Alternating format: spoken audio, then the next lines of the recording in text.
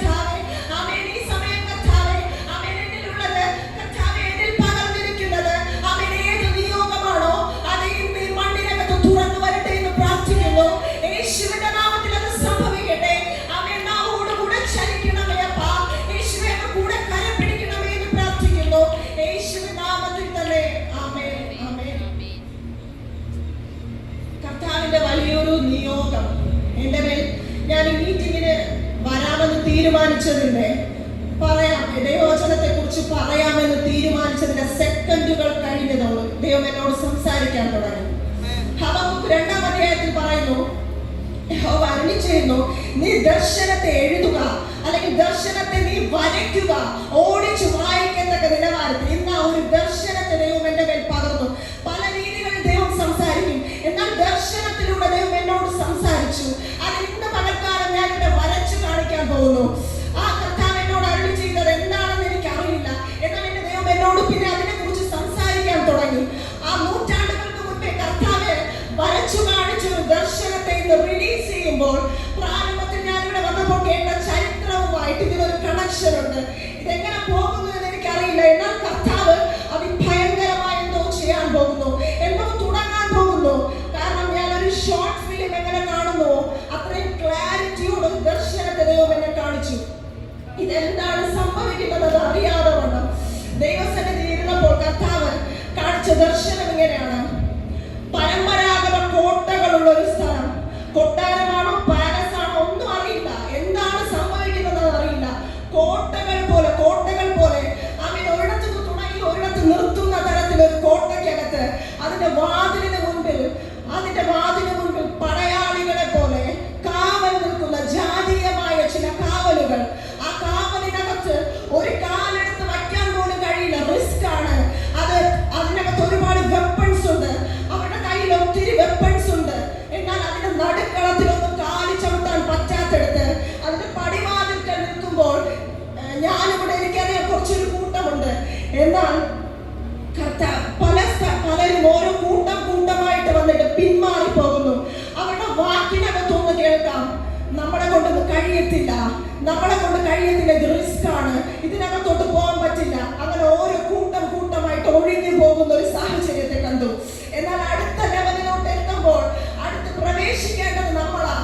എന്ത് സംഭവിക്കുമെന്ന് അറിയില്ല, എന്നാൽ എന്താണ് കാണാൻ പോകുന്നത് അറിയാതെ നിന്നപ്പോ എനിക്കറിയില്ല എവിടെ നിന്നോ ഒരു തീപ്പന്തം കരത്തിന്റെ മേൽ വന്നു. എവിടെ നിന്നാണ് വന്നതെന്ന് പറയാൻ പറ്റില്ല. എന്നാൽ കണ്ണിമ ചിമ്മുന്നതിനകത്ത് അതിനകത്തോട്ട് നമ്മളൊരു കൂട്ടം എൻട്രായി. ഒരു കോട്ടയ്ക്കകത്ത് ആദ്യത്തെ തീ പിടിച്ചു. അത് മൊത്തത്തിൽ കത്തുവാനിടയായി. ഒരറ്റത്തിൽ നിന്ന് മററ്റത്തിലോട്ട് തീ വ്യാപരിച്ചു. കോട്ടകൾ മൊത്തം തീയാൽ നിറയുകയുണ്ടായി. എന്നാലും അതിന്റെ അകത്തളത്തിൽ എന്തോ പൂട്ടി വെച്ചിരിക്കുന്നത് പോലെ അതിന്റെ നാല് ചുറ്റിനും കാവൽ നിന്ന് അടക്കി വെച്ചിരിക്കുന്ന ഒന്ന്, ക്യൂനെന്നോ ഒരു പ്രാവെന്നോ പറയത്തക്ക ഒന്നിനെ റിലീസ് ചെയ്തത് ഞാൻ കണ്ടു. അതെന്താണ് റിലീസ് ചെയ്തതെന്ന് കർത്താവ് എന്നോട് സംസാരിച്ചു.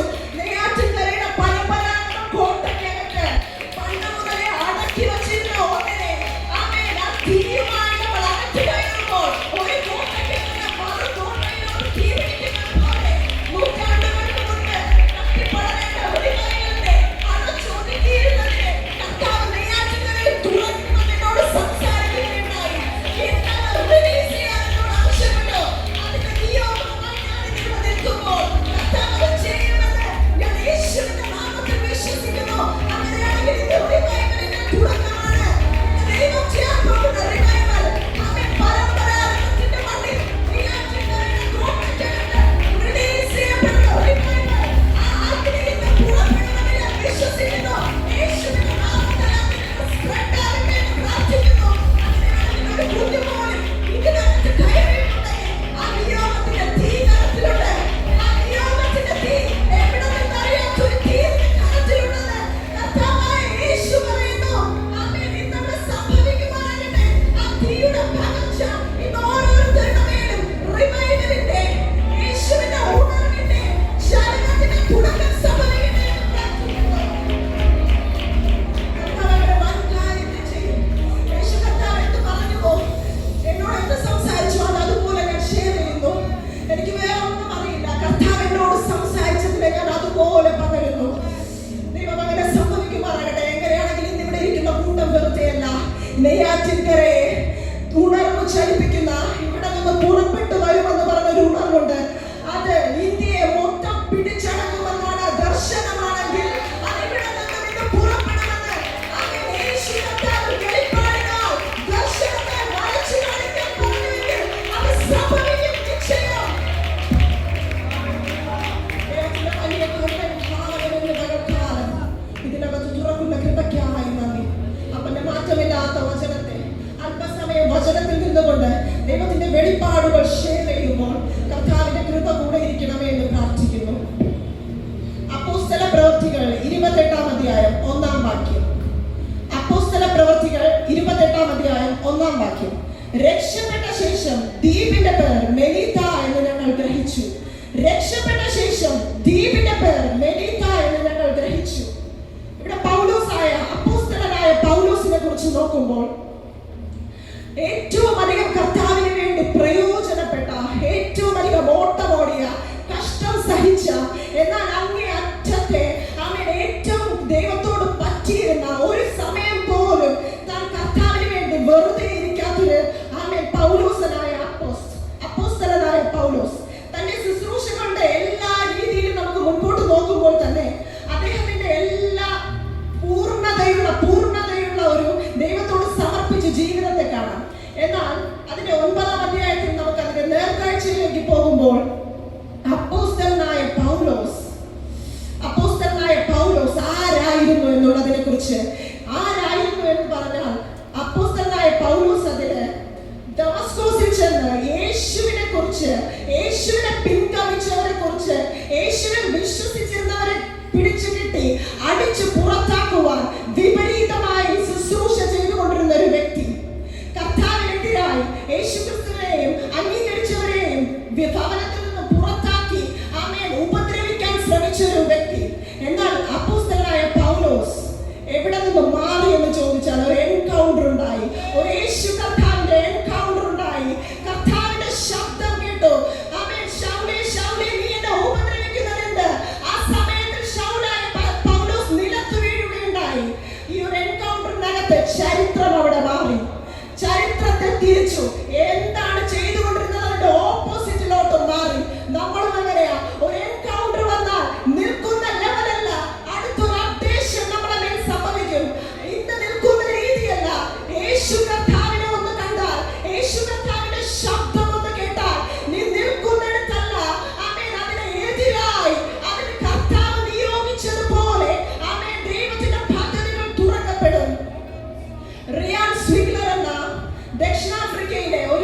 മനുഷ്യൻ അദ്ദേഹം യേശുക്രിസ്തുവിന് വിപരീതമായി തന്റെ ജീവിതത്തിൽ ഉടനീളം നടന്നു. അദ്ദേഹം ടാറ്റു അടിക്കാത്ത സ്ഥലങ്ങളില്ല. അദ്ദേഹത്തിന്റെ ഫേസ് മുതൽ പാദം വരെ അദ്ദേഹം ടാറ്റുവിനാൽ നിറയപ്പെട്ട ഒരു വ്യക്തി. എന്നാൽ സാത്താനെ ആരാധിക്കുന്ന ഒരു സഭ യേശുക്രിസ്തുവിനെ വെറുത്തുകൊണ്ട് അദ്ദേഹം തുടങ്ങുകയുണ്ടായി. തുടങ്ങി യേശുക്രിസ്തുവിനെ കുറിച്ച് അദ്ദേഹത്തിന് അറിയാം, എന്നാലും സാത്താനെ ആരാധിക്കുന്ന ഒരു സഭ സ്ഥാപിച്ചു. അങ്ങനെ അദ്ദേഹം പൊയ്ക്കൊണ്ടിരുന്ന സമയത്ത് അവിടെ എന്തൊക്കെയോ ക്രിയകളൊക്കെ ചെയ്ത സമയത്ത് പതിവിലും വിപരീതമായി എന്തോ ഒരു രൂപം അദ്ദേഹത്തെ സ്ട്രൈക്ക് ചെയ്തു.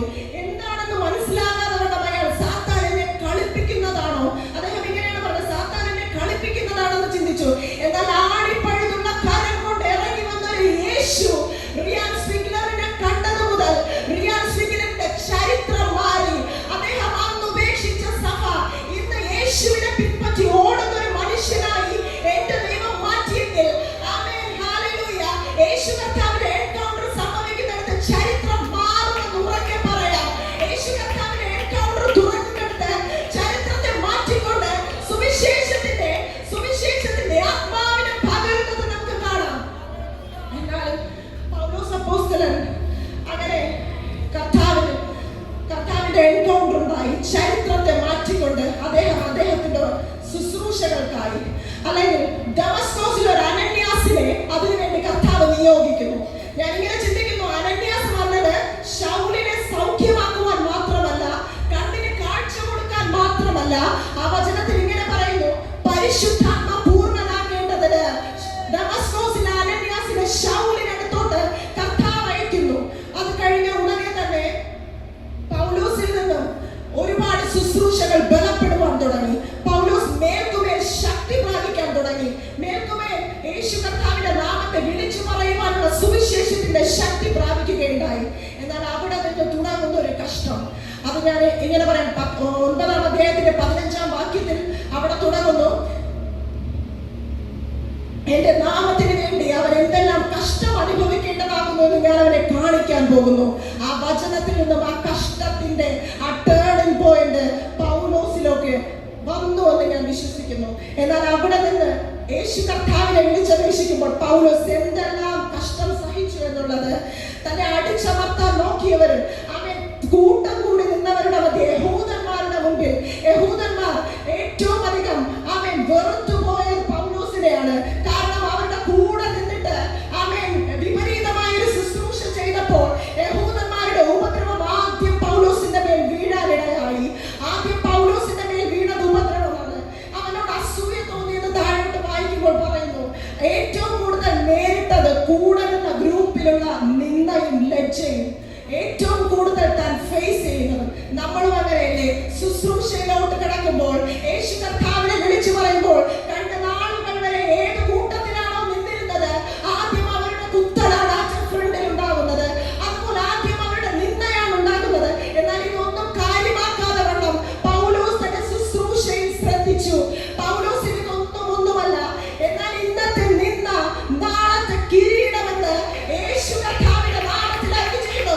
ഇന്നത്തെ നിന്ന നാളത്തെ കിരീടം സുവിശേഷത്തിനായി ആര് ലജ്ജ ഉണ്ടാക്കിയോ അത് അവരുടെ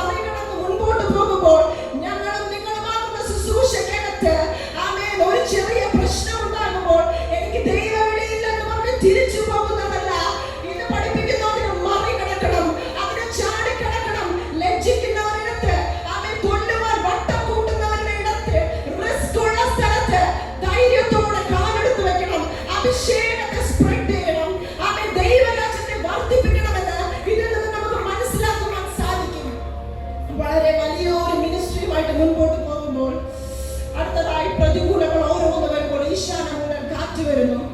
തന്നെ തകർത്ത് കളയുമെന്ന് ബാധിക്കുന്ന തരത്തിൽ അവൻ തീർന്നു പോകുമെന്ന് വിധി എഴുതുന്ന മണ്ണിൽ അവൻ അത് കഴിഞ്ഞ് കപ്പൽ ക്ഷേത്രം ഉണ്ടാകുന്നു. അത് കഴിഞ്ഞ് കപ്പൽ ക്ഷേത്രത്തിനകത്ത് സംഭവിക്കുമ്പോൾ അവർ പലകളിലും ഖണ്ഡങ്ങളിലും കയറി രക്ഷപ്പെട്ടു.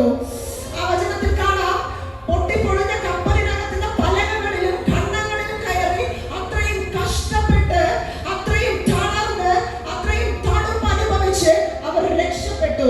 അതാണ് 28:1 നമ്മൾ കാണുന്നു. രക്ഷപ്പെട്ട ശേഷം ദ്വീപിന്റെ പേര് മെലീത്ത എന്ന് ഞങ്ങൾ ഗ്രഹിച്ചു. മെലീത്ത എന്ന മാൾട്ടയ്ക്കകത്ത് ആമേൻ പൗലോസ് അപ്പോസ്തലൻ ദൈവത്തിന്റെ നിയോഗവുമായി ഒരുപാട് പ്രതിസന്ധികൾ കടന്ന് കയറി പോകുമ്പോൾ അവിടെ എഴുതിയിരിക്കുന്നു, ബർബരന്മാർ അസാധാരണമായ ദയ കാണിച്ചു. ബർബരന്മാർ അസാധാരണമായ ദയ കാണിച്ചു. കാരണം എന്താണ്? ശീതം നിറഞ്ഞൊരു കാലാവസ്ഥ, ചൂട് പിടിക്കാത്തൊരു കാലാവസ്ഥ, തണുപ്പ് നിറഞ്ഞൊരു കാലാവസ്ഥ. അവിടെ നമുക്ക് നോക്കുമ്പോൾ ആമേൻ ആത്മീകമായും ഭൗതികമായും കാണാം. ആത്മീകമായും ചൂടില്ലാത്തൊരു കാലാവസ്ഥ, ഭൗതികമായും ചൂടില്ലാത്തൊരു കാലാവസ്ഥ. അവിടെ പൗലോസിന് തീ പിടിപ്പിച്ചേ മതിയാകൂ. അവിടെ പൗലോസിന്റെ കരത്തിൽ തീ കത്തിയേ മതിയാകൂ. അതുകൊണ്ട് പൗലോസ് കുറച്ച് വിറക് പറക്കി തീയിലിട്ടപ്പോൾ ചൂട് നിമിത്തം അണലി പുറപ്പെട്ടു. അടുത്ത പ്രതികൂലം പൗലോസിന്റെ കരത്തിന്റെ മേൽ.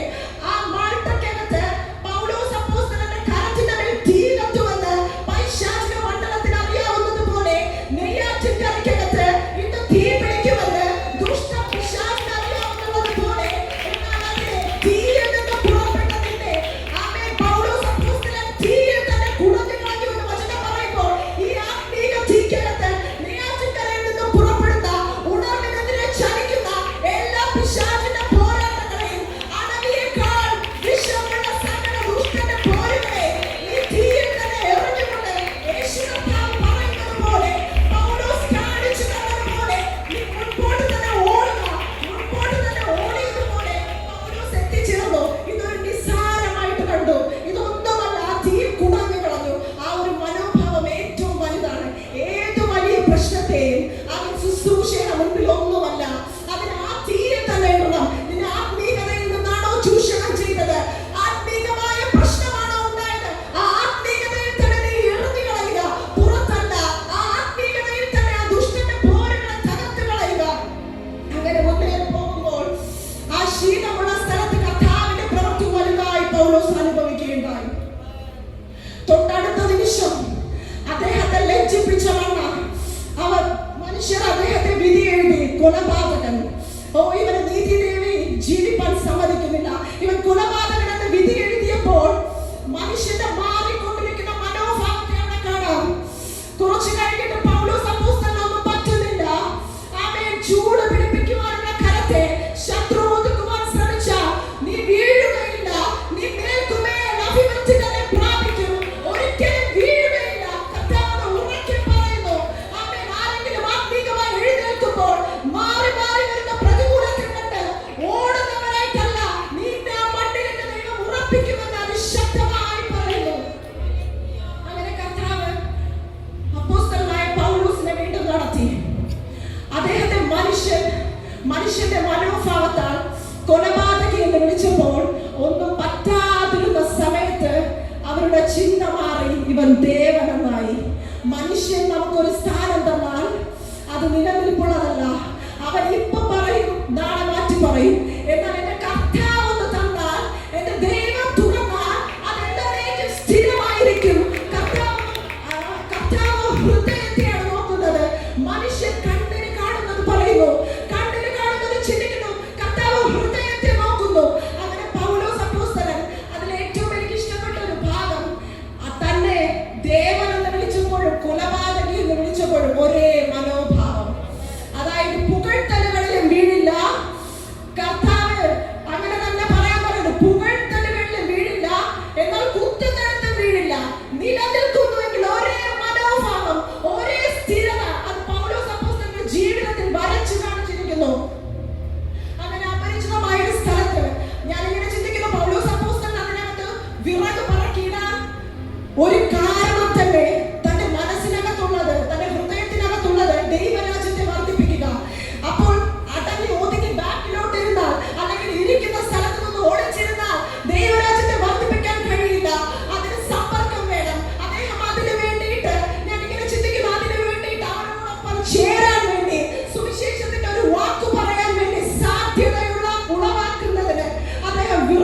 തൂക്കിയിടാൻ പോയി. എന്നാൽ അദ്ദേഹത്തിന്റെ കരത്തിൽ തൂങ്ങിയതിനെ കുടഞ്ഞെറിഞ്ഞിട്ട് മുൻപോട്ട് പോയി. ദൈവമായ കർത്താവ് നമ്മളോട് പറയുന്നു, നമ്മുടെ ജീവിതത്തിലും ഏതെങ്കിലും അവസരങ്ങളിൽ ശുശ്രൂഷയുമായി മുൻപോട്ട് പോകുമ്പോൾ പിശാചി വെല്ലുവിളിക്കുന്നുണ്ടെങ്കിൽ ആമേൻ സകലത്തെയും കുടഞ്ഞു കളഞ്ഞിട്ട് മുൻപോട്ട് തന്നെ പോവുക. അങ്ങനെ പൗലോസ് അപ്പോസ്തലനെ കർത്താവ് അവിടെ മാനിക്കുന്നു. ബർബറന്മാരെല്ലാവരും അവിടെ പുബ്ലിയോസ് എന്ന് പറയുന്ന ദീപപ്രമാണിയുടെ വീട്ടിലേക്ക് കരക്കൊണ്ടു. കാരണം ഒരു ദേവനാണെന്ന് അവരുടെ മനസ്സിനകത്ത് ഒന്നും പറ്റിയില്ല. അപ്പൊ പിന്നെ ഒരു ദേവനാണെന്ന് പറഞ്ഞു. എന്നാൽ ആ ഒരു കർത്താവ് അവിടെ എവിടെ നിന്നെ താഴ്ത്തിയോ, ലജ്ജിപ്പിച്ച മണ്ഡലത്തിൽ എന്റെ ദൈവം ഉയർത്തി കാണിച്ചു. എവിടെ നീ ലജ്ജ അനുഭവിച്ചുവോ അവിടെ നിന്നെ മാനിക്കുന്ന ഒരു ദൈവമുണ്ട്. അവൻ ഇന്ന് നീ ലജ്ജയിലായിരിക്കാം, എന്നാൽ നാളെ നീ കിരീടം സ്ഥാപിക്കുന്ന ഒരു ദിവസമുണ്ട്. അവിടെ നിന്നെ ദൈവം മാനിക്കുമെന്ന് പറയുന്നു. ആമേൻ, ഹല്ലേലൂയ. കർത്താവ് അവനെ അതിശയകരമായി പൗലോസ് അപ്പോസ്തലൻ ആ ദ്വീപിനകത്ത് കൈകൊണ്ട് മാനിക്കപ്പെടുന്നു. അദ്ദേഹം മാനിക്കപ്പെടുന്ന അവസരങ്ങളിൽ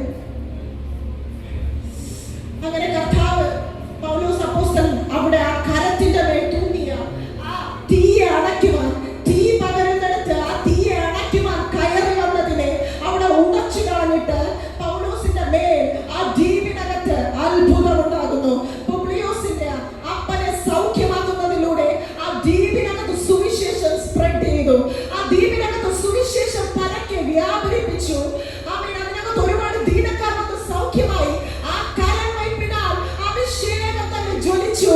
എവിടെ ഒതുക്കുവാൻ നോക്കിയോ അതിനകത്ത് അവൻ വെളിപ്പെടേണ്ട ശുശ്രൂഷ അതിനകത്ത് വെളിപ്പെടുത്തി കാണിച്ചു കൊടുത്തു.